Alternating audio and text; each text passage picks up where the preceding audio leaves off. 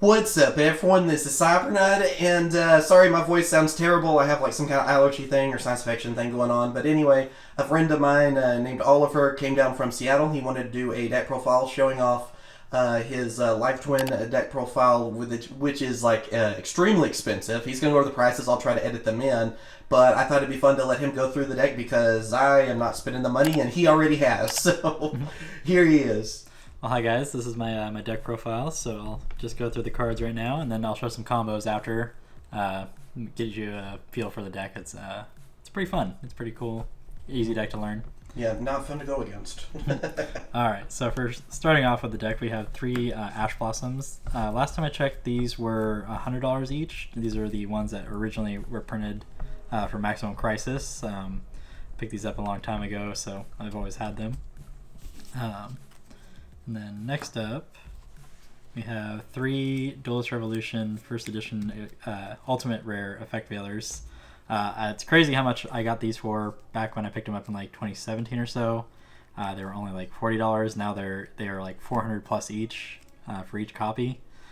Pretty crazy how much the card has gone up, but it's extremely still useful in today's meta. You have Evil Twins, Kiss a Kill, and Lila. This is a one-up for the deck. It's you don't really ever summon this, but for the Link 4, there's a pretty cool... you basically send it from the deck and banish the Link 4 from your graveyard to send one card on the field non-targeting. Very strong, just kind of a required piece for that. Still really pretty. This is about like $50 or so. Nothing too crazy, but still... Collector's rare, too. Yeah, still a very pretty card. The next up, I'm running two Ghost Spells. I'm always conflicted between running 3 or 2. This card is kind of strong against some decks, but not against all. But it's still a very good hand trap. Definitely the easiest card to side out most of the time, though. I think the last time I checked, these ones were $60 to $70 each. It's been a while, but yeah. Here's I have 3 of the Collector's Rare Kiss a Kills.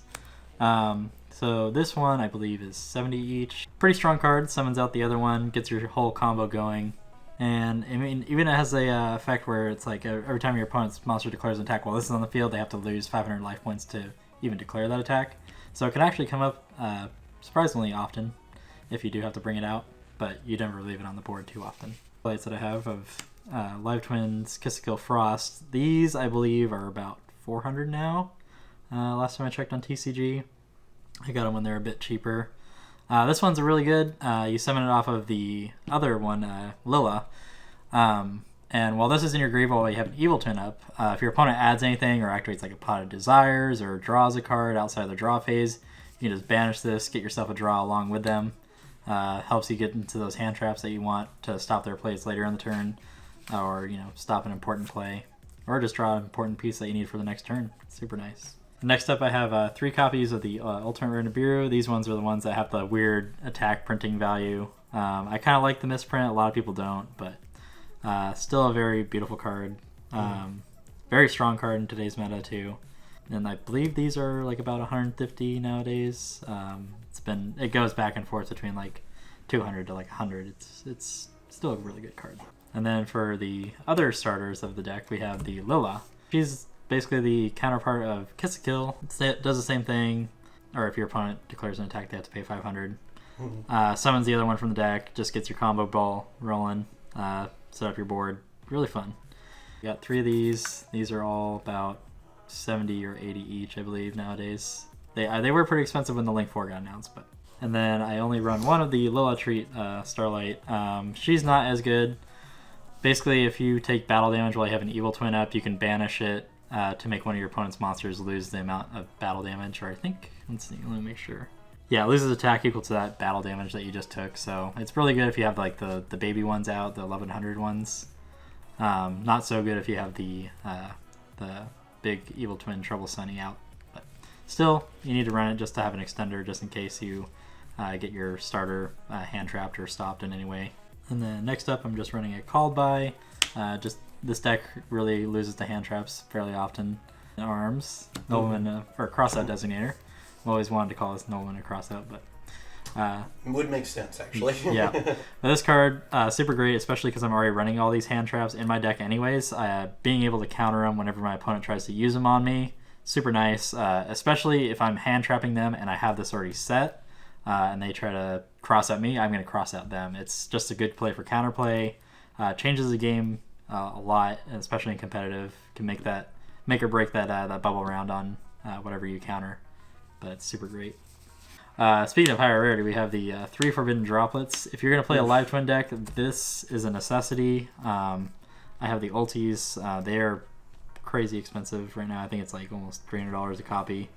Even the secrets are still fairly expensive. I know there's a reprint on the horizon, but who knows if that's going to be a short print or not. Yeah, we don't know yet. But this card is just great going into your opponent's board. One of my favorite combos is if they have a monster, I normal summon one of the babies. They negate it. I chain droplet, send the baby for cost, and then send whatever so they can't respond.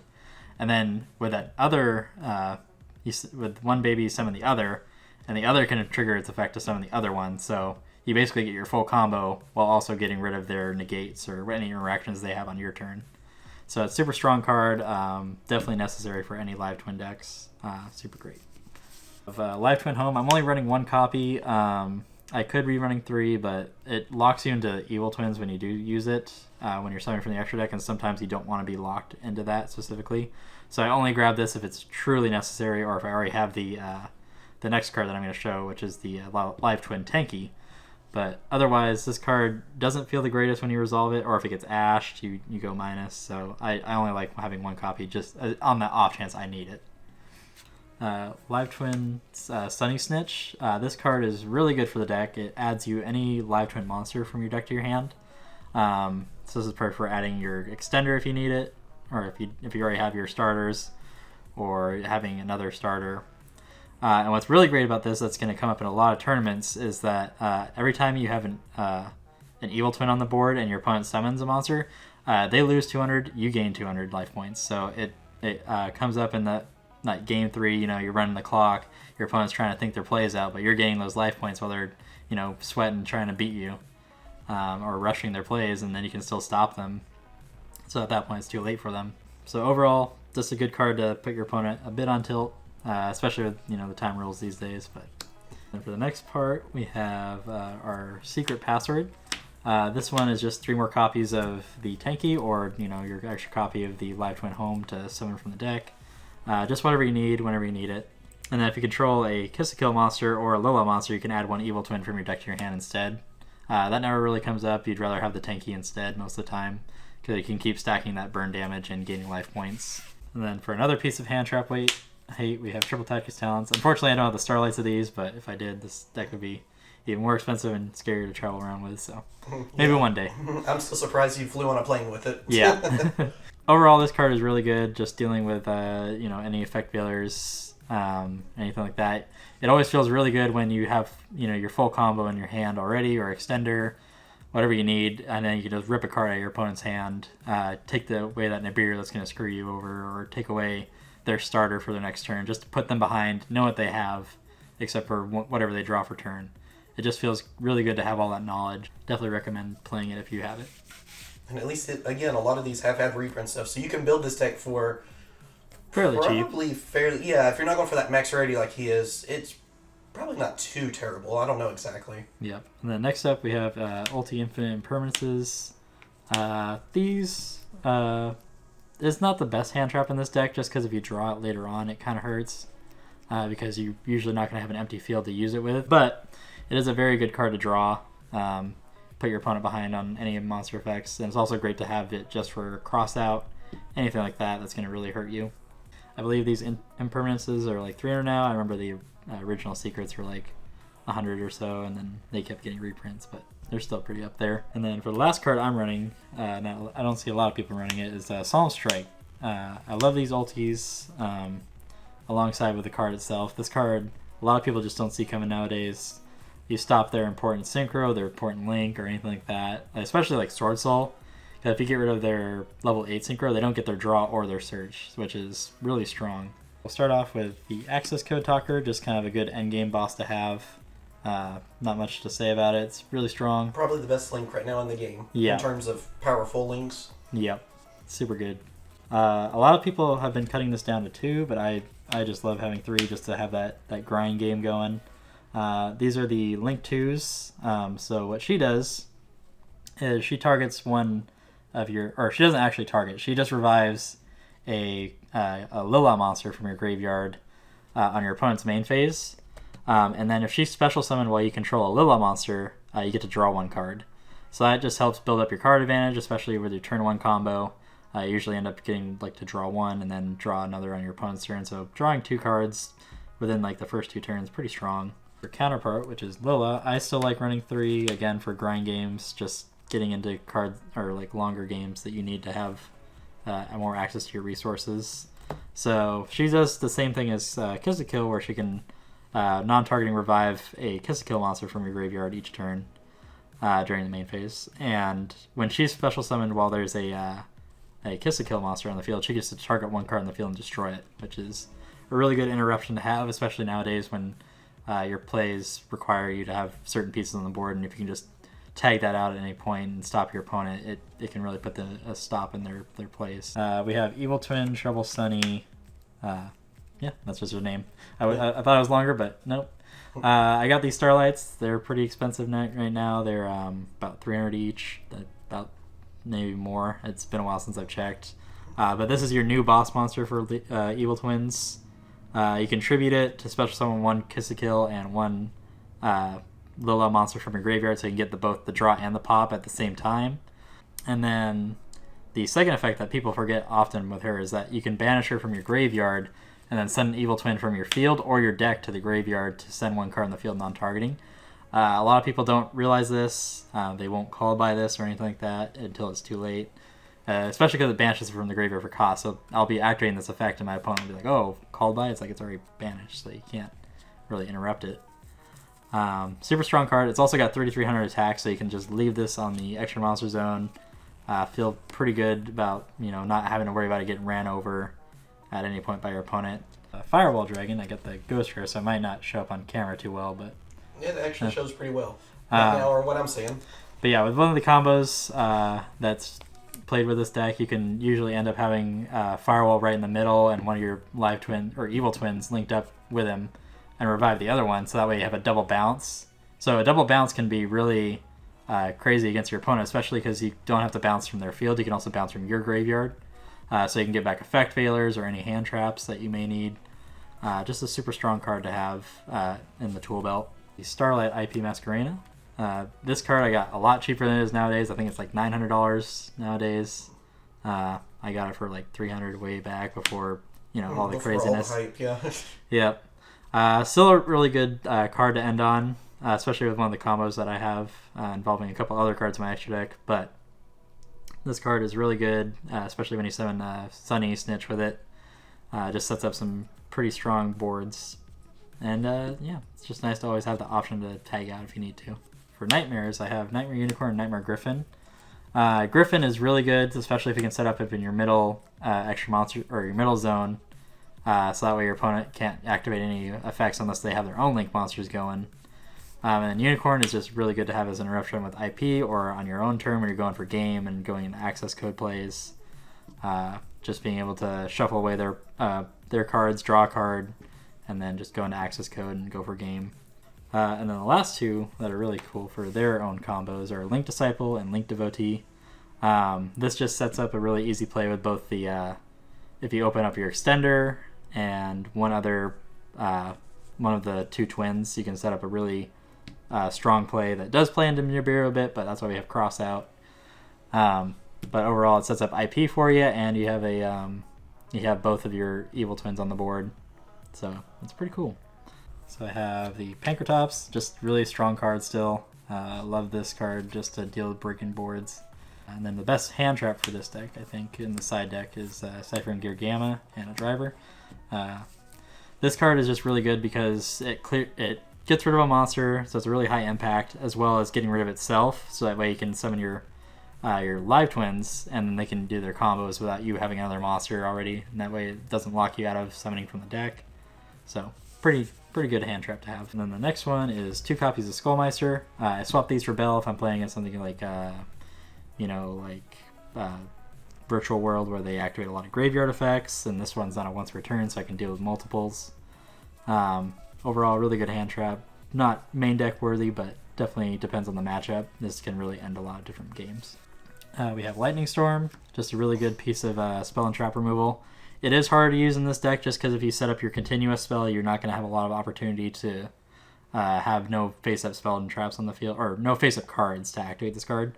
But going second into a board or a bunch of spells and traps, just activating this, clearing that, and then going full combo with your Evil Twins just feels so great. And then I have 2 copies of Mystic Mind. No one wants to be that guy, but sometimes you have to, especially with this deck, just because you only rely on 1 or 2 monsters. So you're usually going to be under the amount of monsters that your opponent has. This gives you a chance to, start coming back while they have monsters in the field that can't do anything. Just kind of like an equalizer. And then lastly, I have 3 copies of Solemn Judgment. Just a good card to sideboard in going first. When you know you're going first, that's way you can just say no to anything. Especially like Dark Ruler No More that hurts this deck, or your opponent's own Lightning Storm. Just anything that's going to really hurt your chances at winning. Alright, so what we got going on right now in our hand is we got 4 blank cards. These could be anything, and 1 of the 2 twins. So I'm just going to do Lilla because this is a better one to start with. So what we do is we normal summon our Lilla. We activate her effect to summon from deck. Hope we don't get Ash Blossomed or anything like that. Hope we have Cross Out or Called By if we do. And then we go from there. So then with that, we will summon our Kiss a Kill Frost from the deck. So this is just kind of the basic combo, like you don't have your extenders or anything like that. Just easy peasy. What you'll do is you'll start off by linking these 2 into the Evil Twin Kiss a Kill. And then once you have her on the board, what you'll do is you'll use her effect. Kind of awkward because I'm trying to do this for the camera, but we will essentially revive the the Lilla from our graveyard and then link those off. And now that we have our Lilla on the board, what we will do is we will activate her effect to revive our Kiss a Kill, link 2. And then since we have a Lilla on the field, we get to draw 1 card, putting us at 5 cards in our hand. At this point, what we do in the old, let's say this is pre Evil Twins, or Trouble Sunny. Yeah. What we would do is we'd summon our Kiss a Kill again. That way we could bring back Lilla on our opponent's turn to pop a card. But since we are beyond that stage, we will now be summoning our Evil Twin Trouble Sunny, ending on 5 cards in hand, with a potential draw 1 in our graveyard if our opponent adds anything while we have Trouble Sunny on the field, which can make or break the game. So now we have 2 disruptions, or 1 disruption, a draw, another draw in our graveyard, and 5 cards in hand that could just be hand traps or could be trap cards or anything like that. Pretty strong. And then next we'll go into the more advanced combos that play into Nibiru harder, but still pretty strong. Okay, so our next combo is if you have any of these starter twins and just an extender, so this could be even the opposite one of Lilla or Kiss a Kill, but it helps to just really have the Sunny Snitch overall. Or it could be Secret Password as well. But what you want to do is you're going to want to start off with Lilla, just to make sure that you check if your opponent has any hand traps, because if they do, combo might not just go through. But let's say they don't. The Kiss a Kill herself, the Cybers. What we will do here is we will activate Sunny Snitch, which will add us from our deck to our hand our Kiss a Kill Frost, which we can special summon because we control a Lilla monster. Now here's where we get to the kind of the fun combo bits. So we link off our Lilla for our Link Disciple. So what this card does is you contribute 1 Cyber monster it points to, draw 1 card, put 1 back on the bottom of your deck.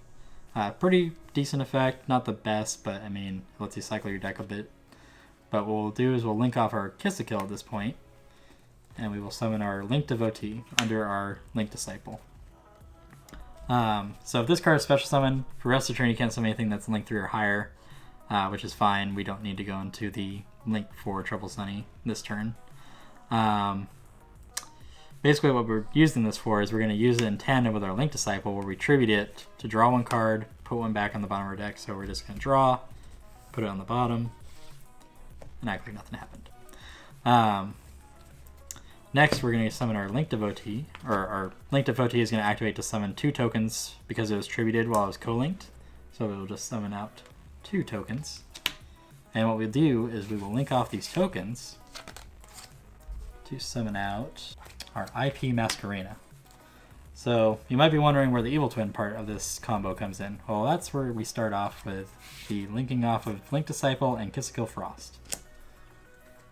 So we would go into Kiss a Kill, and then we would use Kiss a Kill's effect to bring back Lilla. And with Lilla, we will link off Kiss a Kill and Lilla to summon out Evil Twin Lilla. And then this is kind of where it matters. We will activate Lilla effect to revive our Kiss a Kill, but it matters that we summon her here. Why this matters is because if we want to summon Griffin or Firewall, we want her in the middle zone when we use our IP effect. But since we summoned our Kiss a Kill while we control Lilla, we get to draw one. And since we cannot summon anything link 3 or higher, this is usually where we're going to end. So we have 4 cards in hand with a potential draw in our graveyard, and then a link off with a Nightmare to either stop our opponent with Unicorn, stop our opponent with Griffin, or if we really need to, we can link off with IP and Lilla to summon out Trouble Sunny. And then Trouble Sunny can't be destroyed by card effects. So this is really good if your opponent just straight up shotguns a Lightning Storm. That way you don't have to worry about dealing with her getting destroyed. So that way Kiss a Kill will get destroyed, but you still have a Trouble Sunny on the field and a Live Twin Sunny Snitch. They gain life points and they lose life points when they summon. You still have 2 disruptions, still pretty strong, and 4 cards in hand with a potential draw still. Well, thank you for checking out this profile. I put a lot in this deck. We built it over time with all the hand traps and stuff like that. So I didn't go out and spend 10K all at once putting into this deck, but the Evil Twins have come out lately, so that's a little bit where my money went. But overall, pretty fun deck. You can build it a lot cheaper than I did. Very strong competitive as well. The only thing that might be expensive still is Droplets, but that's going to get reprinted in the new Brothers Legend set. So go get some of that set. It'll be great. Well, thank you for having me. Alright, so thank you guys for watching. I hope you enjoyed the deck profile. Be sure to like and subscribe, especially if you guys want to see more deck profiles with him in the future. I plan on recording some more stuff with him even when he's back in Seattle. Maybe we plan on doing some duels and bringing a little bit more of that kind of stuff to my channel as well. So big thank you to him, and again, I hope you guys have enjoyed. So thanks for watching, and we'll catch you guys later. See ya.